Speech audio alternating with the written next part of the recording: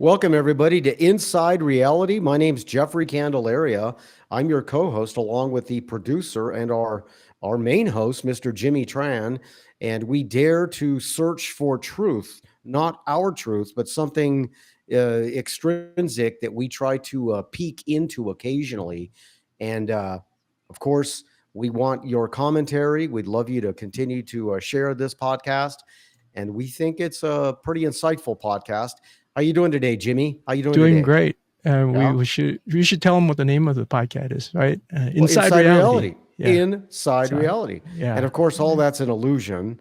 Yes. Reality is an illusion. It's based on your perspective, Of your course. worldview, and all of the prejudices, all the experiences, Absolutely. everything you brought into this space and time, including me. It's like looking at this phone. You and I will never see the same phone with let's say a similar immutable perspective. And Will never happen. That's why truth is. We've talked about this. To me, it's like Nietzsche said: truth is an illusion. There is no such thing as universal truth. So I think you disagree with that. But I, anyway, I, what are I we going to do. talk about Yeah. today, Jimmy? All right. Well, we're going to talk about a few things. I mean, the one of the topics that is kind of hot on the press is the ethics of space colonization. Oh, And I think that has its own merit, and first, gives us a lot of conversation there. And then, of course, um, do borders really still exist? I mean, in kind of a juxtaposition to the colonization of other planets or other orbiting or so a you're saying space. is the southern border of the United States still relevant as a border? Is that what you're saying? Given a Well, global economy? not just southern border, but any border Yeah, as a yeah, but the political southern lines. border Yeah. is the most poignant. Visible at the moment. But Right. Europe had, I mean, in the last few years, Europe has had their challenges with border, Of course. so And of forth course, too. borders are pretty arbitrary unless you're next to an ocean or a river. Keep in mind, Israel didn't exist till 1948. So there was this sort of arbitrary creation of borders. From Anyway, a we'll talk about that. Yeah, Yeah. yeah, we definitely will, and we want to touch on a number of other things, kind of Right. tangentially or connected to that as well. So when it comes to borders, let's dive right into that. Okay, Yeah. how do you see borders today compared to like maybe even just Uh, 10 years ago so I think versus historically? borders to me, because I tend to think in military terms, uh, military conquest generally results in borders, right? And it's generally about acquiring resources, land, access to water. So for me, borders are a result of military conquest and somebody surrendering land, resources, access to water. I think within that framework, they're extremely relevant. Just think about the United States. The first 13 colonies, you had just a small area right up in what is now New England. And then you had the conquest, the sequestration of the Indians, the annihilation of the Indians, the Hispanics that came through New Mexico in the 15th, 16th century.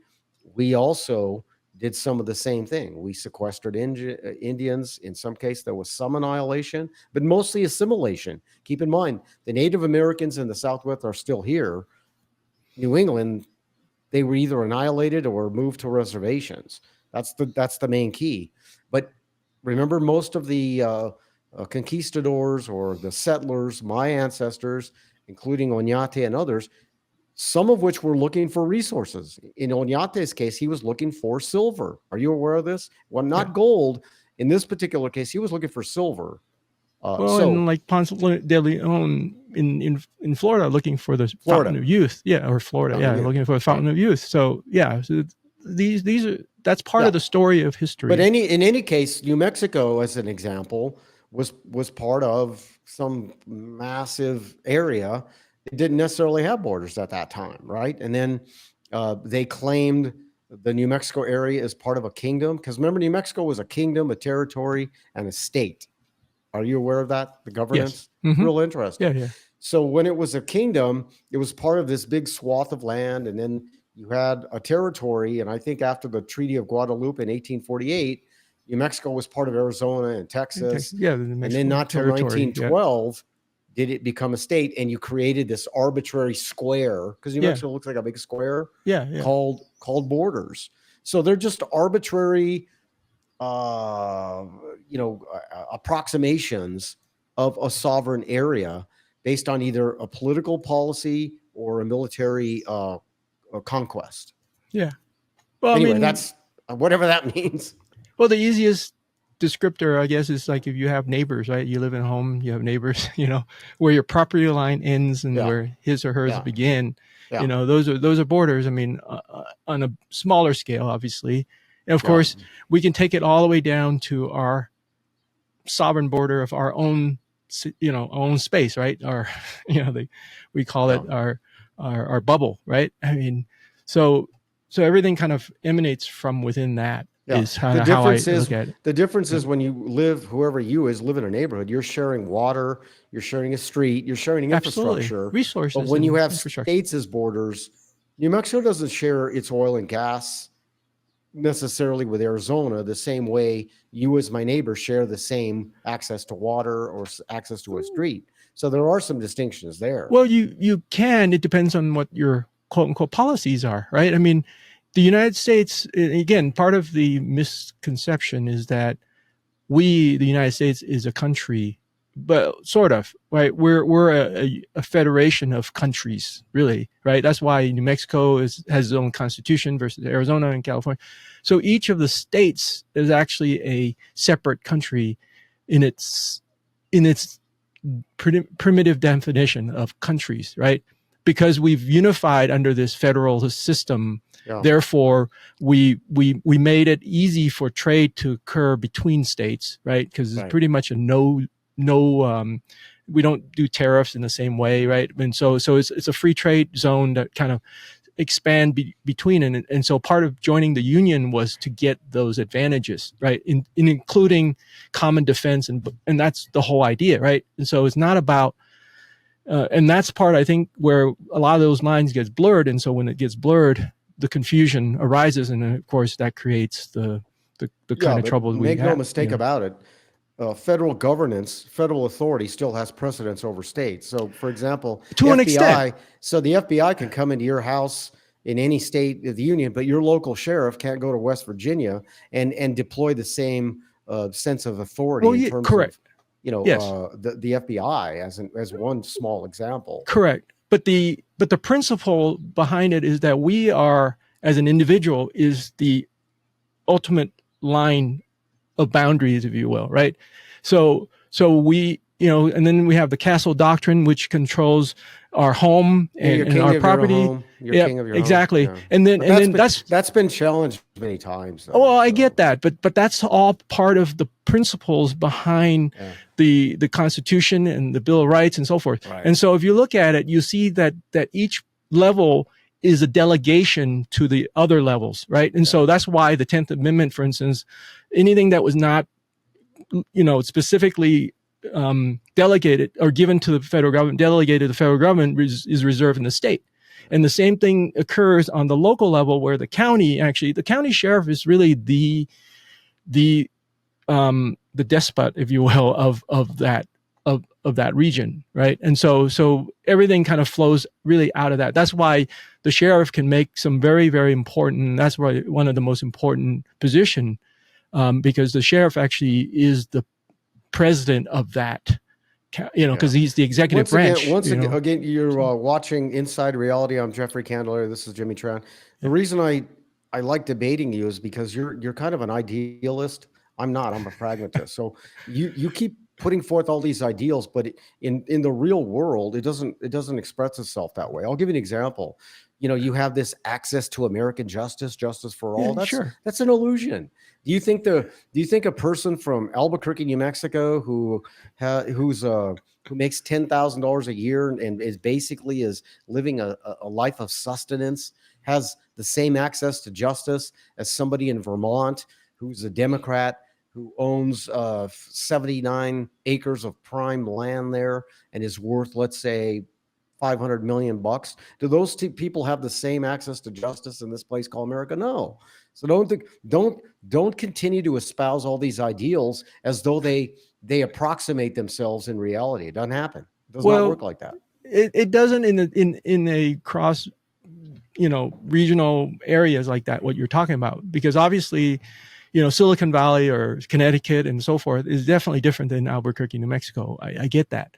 But the relative access is there, okay, to some degree. I mean, again, it's not a perfect system. That's the whole point. That's even the Constitution say to form a more perfect union, right? I mean, that's the phrasing of it. Yeah, but that was easy when it was a parochial, small. Of course, with a homogenous and one homogenous primary ethnic I keep group, coming back to the founders. They were all white people that owned land from basically England. But so they had remember, similar backgrounds, similar access to resources, similar worldviews. And then, but that's not all of them, though. I mean, they were not all aristocracy. I mean, you had the people like the Pilgrims and so forth. They came over because they were commoners, but they were repressed. Were not architects of the Constitution. No. The Federalist Papers or the what was it called? The Articles of Confederation. Even before that. Yeah. No, I get all that, right? I mean, again, that's why I keep going back to vision, right? You have a vision for what you want to see. And then you cast that vision, then you define and parameterize all the elements to make it work. I mean, to me, that's really what we have here, is that we have a vision. To me, that part of it is part of what we call the American dream, is having the autonomy and the access to whatever degree access that we allow and define. I mean, when those access was limited, guess what? We challenged it, and then we blew it away through amendments, for instance, right, and so forth. Now, again, I understand that I'm speaking more from a idealistic and whatever, but I'm basing it on these principles that were driving these understanding and so forth. Now, I'm not saying that the practice and implementation is perfect. I used to run an organization. And we had a mission statement. To your point, a vision, okay? Kind of a vision, a mission. Correct. And anytime I had an issue, guess what I did? You got to go back to those. I said, okay, so you were looking at her breasts and you're upset and somebody's this, whatever. I said, okay, once we get over looking at the breast thing and that's not good and we don't want that, unless you can do this mission thing here, you can't work here. Yeah. And anytime I had people that were obsessing and transfixed with, some distraction, I fired them immediately. Done. Yeah. The problem with our country is people don't even understand what Congress is, what the Senate is, absolutely, exactly, what the executive branch is, how the judicial arm of our architecture works. So, unlike my friend back here, Julius Caesar, the Roman he wasn't part of the Republic. He actually was one of the people that broke it up. But prior to him, 500 years before, the reason the Republic worked so well is because the citizens themselves and the people expressing the governance, they actually paid attention to what was going on within the framework of the architecture called the Roman Republic, with counselors, with tribunes, with creators, with aediles, with quaestors, with tribunes, with the assembly, and all of that. Our country, the 97% of the 340 million people are not paying attention and not participating and expressing themselves as a citizen and taking their citizenship as part of a responsibility. That's why that's why your vision that you keep talking about doesn't work, because people don't even know what the vision is. They don't understand how it's architected, and they're not willing and interested in participating in the role as a citizen to express itself in terms of the vision you talk about. Yeah. No, to make the vision work. Correct. And you are absolutely right. That is the indictment that we're dealing with here. Yeah. I mean, and a lot, there's different layers of not attack, but things that impacts that, right? I mean, immigration is one, right? I mean, when you have an influx of outside people that don't know, right?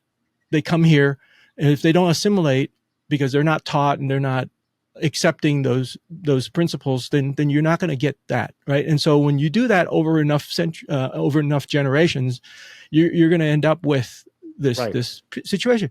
I mean, even just civics or government. I mean, you get.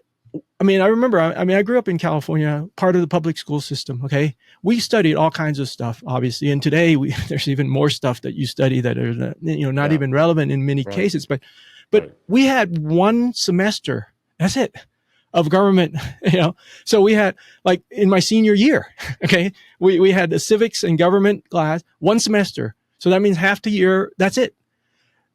We had world history, we had U.S. history, we had all these other things, but we don't actually have civics and Well, government. we don't So teach civics. We don't teach exactly, people how to. We don't even teach people how credit works. yeah. How to manage your own home budget. The other How to half of the year, how to balance a checkbook. well, the other half of the year is economics. So at least in this public school that I went to, right, growing up, and this is in L.A. We were a part of a suburb, and one of the better schools in the country and or in the state or whatever. But the point is, that's the amount of information that we got. I mean, sorry, that was a pigeon. Is that a bird? Yeah, I have my window is open. Anyway, so that is in itself part of the problem. Just like doctors, you go to school for doctor and you don't actually learn about nutrition. You don't actually learn about anything other than how the pharmaceutical, interactions of medication and so forth. And so you don't have a holistic perspective correct. on And that's health. the problem. Right. Yeah. I mean, I was thankful. I mean, I'm thankful that, that I had, other interests. And so that allowed me to broaden my perspective. And, I read a lot. And so those were things that contributed to my ever growing, perspective on life and so forth. And so going back to this whole idea of boundaries, I think that some of those boundaries are very natural, like you were saying, natural geographic Rivers, boundaries. oceans. Yeah. Another natural boundary is people that you like, that are part of either ethnically the same grouping, right? I mean, from the tribal kind of instinctual part. And then of course, when you start drawing lines, like for instance, here's an example. I mean, Ukraine. I mean, I remember studying that a little bit, and Ukraine is one of those countries that was divided up after the Soviet Union collapsed, right, in the early 90s. Right. They more or less just kind of drew this line, and half of the ethnic majority and ethnic grouping of Eastern Ukraine is Russian. The other half is the more natively, I guess, groups, called Ukrainians. And they've always had this differences, but that's where the political line was drawn. And so therefore, so part of what we're seeing is a civil kind of, war kind of scenario.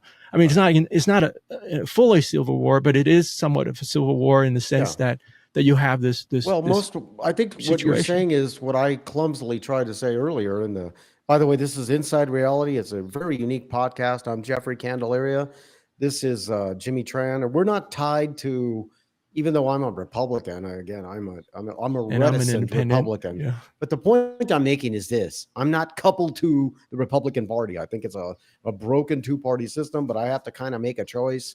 So I'm just being honest. I am a reluctant Republican, but I'm not coupled to or tied to all the nonsensical dogma. Like I can't stand Hannity. I can't stand Laura Ingraham. They're too monolithic in their dogmatic Republican propagation. But anyway, getting back to what I was clumsily saying, most borders are arbitrary. Absolutely. Look at New Mexico, Utah, Colorado, and Arizona. The four corners. Yeah. Those are just like arbitrary lines drawn. Yeah. Well, there's a plate there now that kind of shows. Whatever. But I'm just saying that's arbitrary. Or when in 1948, when Israel was kind of arbitrarily there was these lines drawn, right?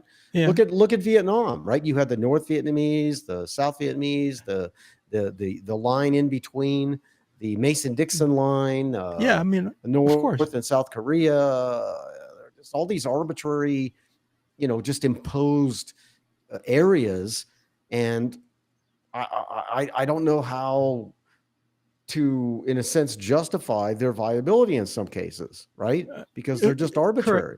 It is arbitrary, but at the same time, I mean, we also have to define kind of where those resources come, right? Perfect examples, like earlier about neighbors, right? If you have a tree, right? The tree doesn't care which side of the border, right?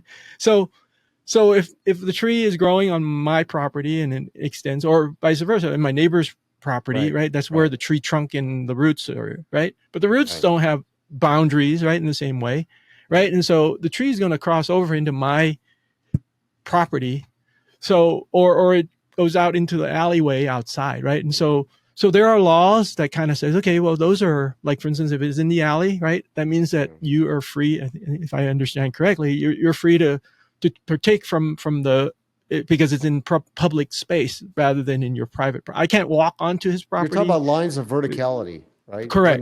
When they cross lines of verticality, Verticality, you can and so access forth. the fruit or whatever. On the other hand, Yeah, if that tree is now invasive into my property, I can cut it down. you and so have forth. the right to claim that I can cut those branches. Those branches from yeah, exactly. Mhm. So I know, like, for instance, my neighbor has this big oak tree, growing up, and it would always drop stuff over, onto my parent, onto my home, our home. And, my parents would always tell me, go out there and cut it, we cut it right into up to the line. And that's how our borders are protected. Now, there are also laws in place, I think part of the homesteading, where if you do allow people to come and cross into your sovereign space, if you will, and you don't kick them out, over time they actually literally can claim possession of that space. That's what squatters are. Yeah. So that's why But the whole squatter concept is based on the person who's the proprietor of the property has to maintain vigilance over that property. Yeah. That's kind of a legal construct underneath Correct. why it's important to pay attention, like be a citizen, like I talked about. Yes. Take responsibility. That's where the country is doomed, because most people don't take personal responsibility. I'm going off on a little bit of a tangent, but it always comes back to vigilance and paying attention. Absolutely. Like our friend Roman Julius Caesar and his predecessors did for 500 years. The Republic worked because people paid attention for the most part. Yeah. Well, and that's took responsibility as Roman citizens. Yeah, absolutely. I mean, that's part of minding your own business, right? in the literalist sense. And I think that was all coming from English common law. That was, part of how all that, because a lot of our that was much laws later, because the Republic was 500. Oh, no, I understand that with the Republic. I'm just saying that with what I'm talking about with the property, boundaries and all that is I think part of the English common law that was already in place, at some point.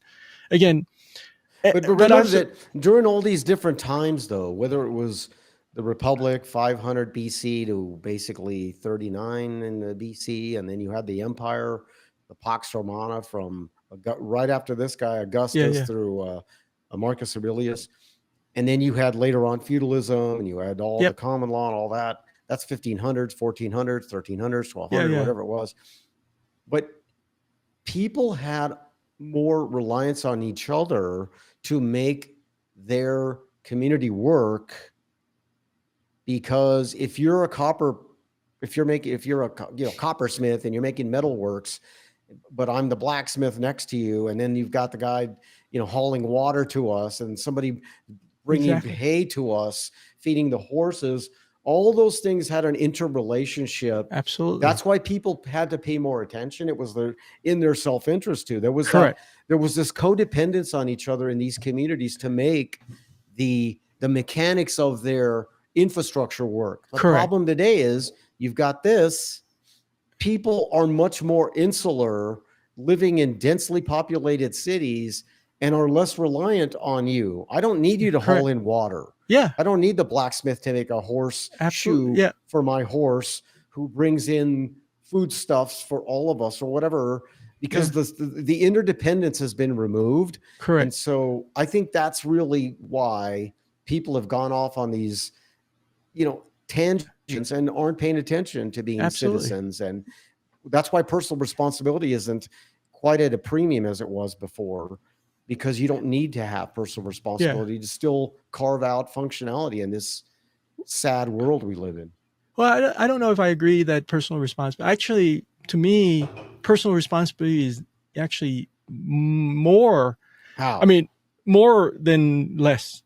More relevant today? More relevant today than ever because of the fact that the boundaries are, I mean, like you're saying, that this dependency is not there. Okay, I could just go down to the store and I know I can just go to the grocery store and pick up bread and whatever. I don't even have to know how it was produced, where it came from. All the turn on a faucet, there's water. You turn on a faucet, there's water. Exactly. Right. So part of the consequence or the unintended consequence, however you want to look at it, of modernization and civilization is that, right? I mean, and that's where I think borders and so forth becomes relevant on some degree, right? Because you have this resource that you put in, right, for the infrastructure and that's again why you have like, for instance, when you talked earlier about the United States here before it was the United States. I mean, you had the people that were here, right?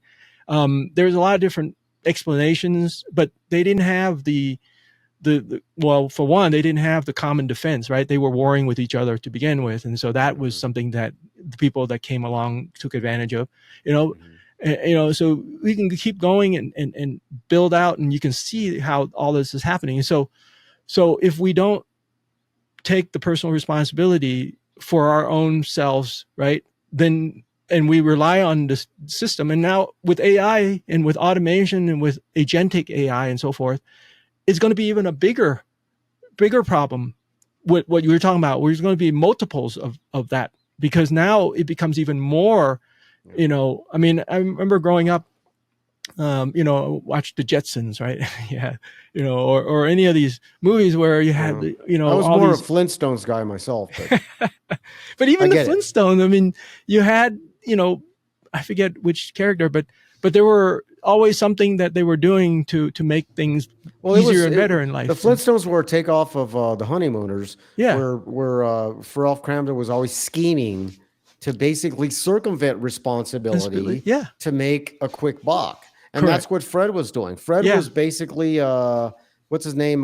Jackie Gleason. Yes. So he was actually, even though I like the Flintstones and all that, and the Honeymooners to a lesser extent, but the Fred character and the Art Crampton character, or Cramden, I forget his name was, Jackie Gleason character. Yeah. They were trying to evade personal responsibility. Yeah. And quit and get the win the lottery. Correct. So they were actually trying to avoid personal responsibility. Absolutely. And win the lottery. So I'm not sure what any of that means, but there you go. There's the thesis for the Flintstones and Honeymooners. No, that's great. And that's the reason why I think that it's even more important today, because of that fact that it's so easy to not be responsible, right? I mean, that's what I'm saying. I think you just made my point. It's easier today to not be personally responsible, and for lots of reasons. Whereas let's just say 100 years ago, if you lived on a ranch, if you didn't take personal responsibility, you don't eat. You don't eat. Exactly. You're going to die. Yeah. Right. So today you can carve out sustenance because you can claim you're a victim, or Biden let 20 million people come here. I'm claiming asylum. So they're going to get a check. They're going to live in a hotel for a while, and they can carve out some sustenance. Yeah. It is, relatively speaking, easier to carve out. I'm not saying it's a great life. No, don't misinterpret me, but it's a little easier today to carve out sustenance than it was 100, 2, 3, 4, 5, 6, 700 or 2,000 years ago. My God, that's why personal responsibility today is not as valued. It's not as embraced, and it doesn't express itself. That's why we're living in a fat, bloated, distracted, kind of a disgusting, almost dystopian society. Almost dystopian. Yeah. Not quite there yet, but we're getting there. And my point was just from another perspective of that. I mean, so I guess in a way you could say that we both agree. It's just that I was looking at it from the standpoint of personal responsibility being that much more not important and harder to be able to attain, if you will, because it's so easy to be able to do that. I mean, think about this, right? I mean, if you're live in the comfort of modern society, right? and then you got to go camping for the weekend, right? And you don't bring any gear other than just a tent, maybe, or even a pillow, Right. or a blanket, and that's it, or nothing at all, and just a knife and a hatchet or something, and or some matches. I mean, there are different things, and so that's why you see. I mean, a perfect example of this is the gym, right? The evolution of the gym to me is the epitome of what we're talking about here from a personal response, right? So we in modern or in ancient days, we would have to be out in the field, we would have to hunt, we would have to dig, we would have to do and labor and really work hard, right? But today, because we don't need to do all that in order to survive, in order to stay fit, in order to stay healthy, we go to the gym so that we can beat our body, into So submission. we're recreating those circumstances in a different way. Yeah, exactly. But we also know a little bit more about nutrition too, if we're serious. Of course, about being fit. yeah, absolutely. Right. Absolutely. And the only people that really went to the gym, so to speak, were really in the old days, or people that were training to compete, right? I mean, because you gotta beat your body to the point of where it responds in the way that you need, so that when you are in competition, you don't have to do that. Yeah, but right? I would also argue from a sociological perspective that the bikini changed things. The actual, no, I'm serious. I think television changed things because people started to see themselves. Of course. And so then you also had all these industries that started coupling themselves to making bikinis and looking nice and all of that.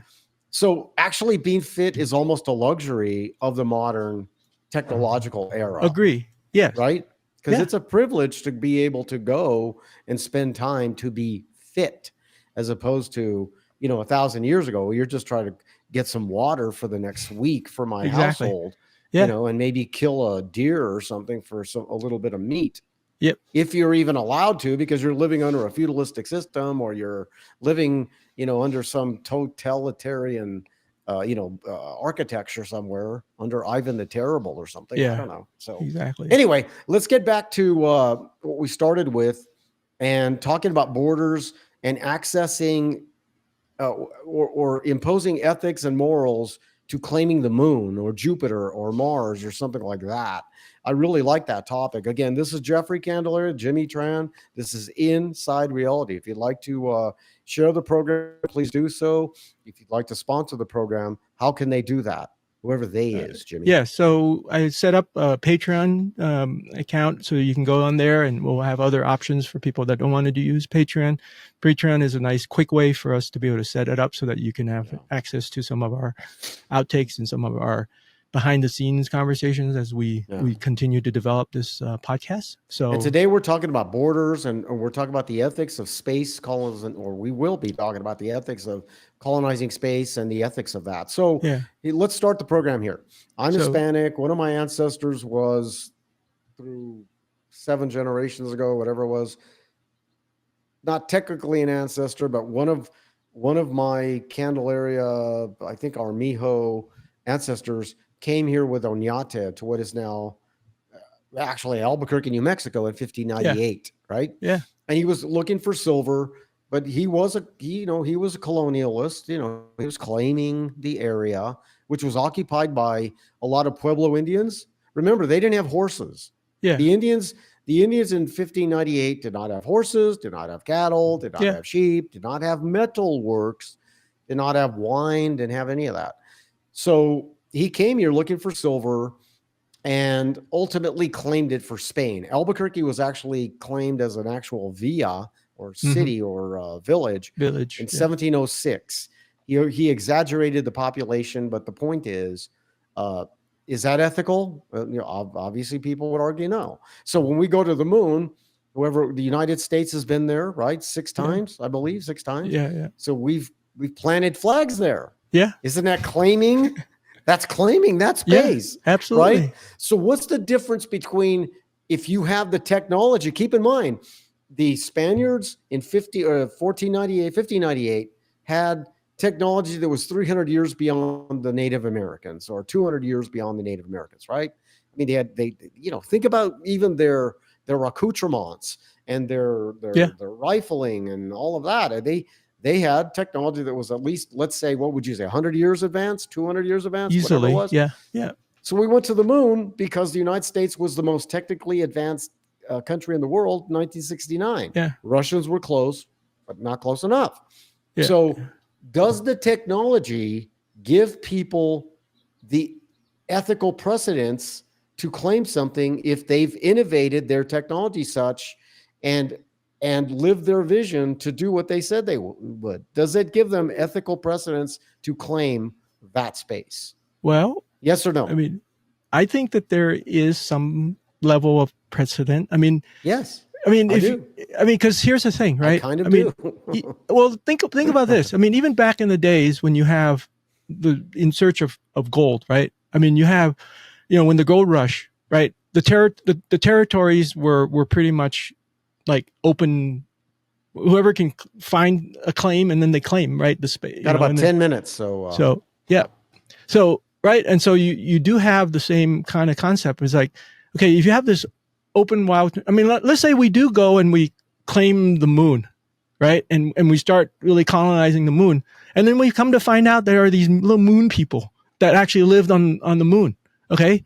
Well, we're in the same situation. And when you go through a colonization. Before we go to the Zeta Reticuli little people on the moon, you've got it again, coming back to what we started with.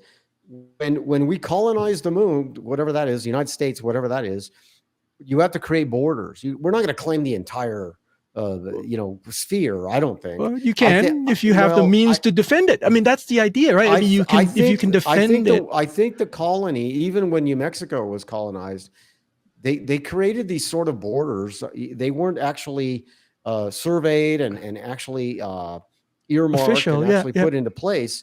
But there were these territorial borders that were created around Santa Fe, what is now New Mexico, and all that. Sure. So I think the colony that would be established on the moon in 15 years, there would be some theoretical border lines that would be. I don't think that. I mean, I could be wrong, but I don't think the United States is going to go and create the colony and set up the infrastructure, and they'll have a permanent human condition presence there, and claim the entire sphere. I think they would claim, based on arbitrary borders, an area. You disagree? I disagree in the sense that you can claim as big and wide of an area as you can possibly manage and protect, right? That's really what borders are in a sense, right? So that's why, like, for instance, this whole idea of claiming Greenland, for instance, right? Or even when the Soviet or when Trump, he's not claiming Greenland. No. I'm talking about the idea of the Dutch claimed Greenland, didn't they? Don't they have the Denmark has possession of Greenland. I mean, that's what they say. It's under the Dutch Empire, right?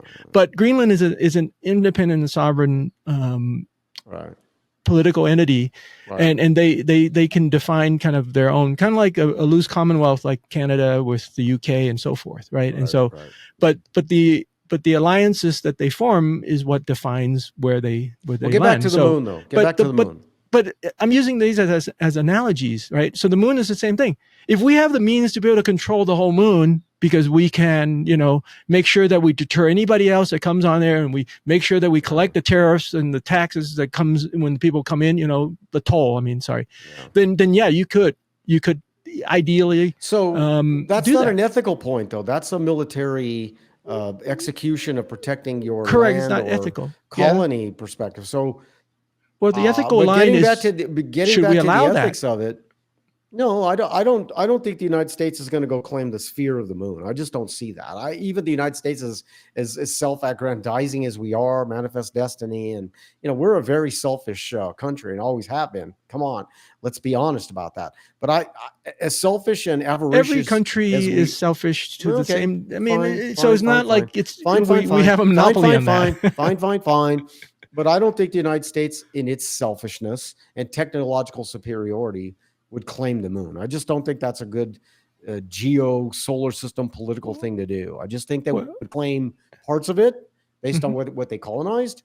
Yeah, because China's circling the moon right now. Is it China or Japan? I forgot. One of those. China countries. China is right getting there. I don't know if they landed on the moon yet, but they definitely, I think in the next month they're going to send a little rover down there. Yeah, I mean, so you're saying that's- we're going to deny China access We to a can, rover there? well, we can. If I mean, here's the thing. I don't Let's assume. I'm not saying that this I is don't real. see. But Let's assume that. Now, I'm not saying that this is real, okay? But let's assume that now that we're on the moon, the Russians on the moon, and we have a treaty with the Russians, and okay, we both have the ability to do it. We don't want anybody else to play in our sandbox. So anytime somebody's going to come close, we're going to shoot them down and keep them from. We could, right? That's the idea of borders. That's the boundaries that we set. The United States was like the moon. Correct. We ended up through different explorations and colonizations Absolutely. and conquerorships And expansion. Somewhere in New England. But keep in mind, my people, the Spaniards, and most of my people were here before the damn Pilgrims. Absolutely. By 100 and some years. Nobody ever talks about that. So we claim parts of what is the moon, New Mexico, in 1598 and all that, right? Yeah. And then the Pilgrims and all these other goofballs came along. 1620, 1610, they claimed New England as part of the moon too, right? Yeah. And then ultimately others came through Florida, claimed that. Correct. Others, and then they aligned together. Lewis and Clark went on, Absolutely. started claiming that. Well, the Louisiana Purchase that allowed Jefferson, for that. So Jefferson got so we started claiming what is now the United States as we know it. That was like the moon 500 years ago. Absolutely. So we claimed it, and now we protect it. If somebody invades us, we will annihilate them. You're right. That's the essence. But we of don't borders. own the entire sphere, though. Well, we can. Like I said, well, that's what I'm saying is that principally you can, if you can protect it, right? I mean, that's really at the end of the day, that's what you can protect it. Right. You can say, okay, nobody allowed. I mean, that's what we're doing right now. When it comes to the United States, we're here to protect. Get into other planets, like well, of course, we can't land on it's going Jupiter to be harder. It's gaseous. Yeah. But you realize Jupiter's like 500 times bigger than the Earth. Or something. Yeah. So you can't, but with all our technology, you're not going to be able. You're not going to be able to protect. Jupiter. Well, you can't land on Jupiter because it's a Jovian planet, it's gaseous. Yeah. I don't think. But what if we had a technological advanced invention that allows us to actually exist now in a gaseous state as a human? I think it's too big gas, to protect. Just my point is, it's too big to protect. In my view, just of course physically too big. Correct. To protect. And that is a possibility, and we've seen that, right? We see Earth that this big, Jupiter absolutely. I mean, again, this is what happened with the Roman Empire, right? When they got so big, too big to protect. Exactly. Yeah. Then the Republic was designed to really for Rome. The Republic was designed as a governance apparatus to basically rule Rome and a little bit maybe beyond. But they had principles. Yeah, but I'm just saying the Republic, you're right. You make a really good point. Part of the reason it collapsed, there were many, many reasons. Absolutely, corruption. But the actual apparatus called the Roman Republic, with the counselors, the praetors, the aediles, the tribunes, and the assemblies, and the Senate, the empire became too big for the governance to actually execute itself and operate. We got about 3 minutes. Okay. Same thing here. I mean, we're talking about is it ethical to claim the moon? Yes or no? I think it's fine. Just like, I mean, if you have the means to do so, I don't think that there's any. So might makes right is your ethical. No, not necessarily. Is your ethical foundation? Not necessarily. I mean, well, here's the thing, right? You could say, okay, well, this is public property, right? So that everybody gets to enjoy. Okay, but then it goes beyond public because I think there's other entities out there. So it's not just Homo sapien. Sure. Open if they have the means potential. I think you have other entities throughout the galaxy, beyond the galaxy, that could also claim the moon, and maybe the Earth. I don't know. Maybe it's already been claimed. We don't know, right? So, I mean, if we want to go that far, right? I mean, I'll bring one other thing, right? In the Bible, for instance, God says the Earth is mine, right? So He's taken sovereign ownership over the Earth. You really believe God said that? Sure, why not? I don't see. But anyway, my point is, I'm not sure how relevant that is to the conversation. Well, it's relevant just the same because you make a declaration. This is mine. Now, good luck if you can protect it. Right? That's really what it comes down to. Right. At all levels. To me, it's not really an ethical issue. Now, it is an ethical issue if you, let's say, slaughtered everybody that's on there that maybe don't agree with you, right? Yeah. Or things like that. right? And that's what happened in China, for instance. I can't believe I'm coming across as an altruistic person here, because that's not my nature. But that, to your point, I can just overwhelm my neighbor, who's a little wimpy guy next door to me, Sure. and wipe him out and just take over his property. Absolutely. I have Well, you more can. might, more volition, more willpower, more intensity, more more volition. So And to your point, certainly- I can just take him over. So that's okay with you. It's not enough well, I'm for me not to saying- take him over. Okay. I'm not saying it's okay with me. I'm just saying that that's the law of the universe, if you will. But your ethical position isn't compromised based on your might. Well, there's boundaries with my. Well, there's boundaries to my. If it's unclaimed, proposition. If it's unclaimed, it's different, it's right? Unclaimed. So the argument with my neighbor, he's already claiming that property. It's not valid then. Well, maybe not. I mean, this is why you have. If you can negotiate a term with him, he said, if you had negotiated a term with him and he's agreed, and then you can buy him out. I mean, you could do that. That happens all the time. You just changed the entire dynamics of the formula or the calculation when you said the ultimate ethical place to claim or not has, or place that we're visioning to acquire has to be unclaimed. Well, that's the first boundary. That changes the entire equation. But that's a foundational layer. Okay. Now the next layer above that is if it's claimed, but for instance, 30 seconds. Thank you for listening. I'm Jeffrey Candeleria, or watching, whatever the terminology is. Yeah, watching. This is Inside Reality. You don't see too many podcasts like this. That's Jimmy Tran. Any final thoughts?